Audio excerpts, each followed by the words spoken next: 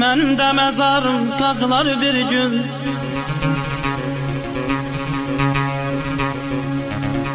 Gömülər torpağa cansız bədənim, adımda bir daşa yazılar bir gün.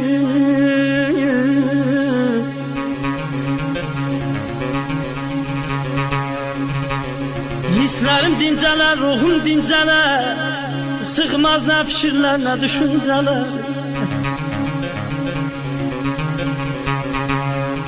Dostlar baş sağlığı verməyə gələr, rəsmimi divardan asarlar bir gün.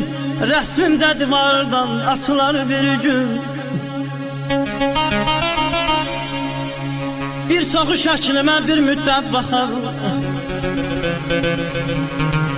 yoxluğum atamı yandırır yaxar. Xatirəm hamının yadından çıxar.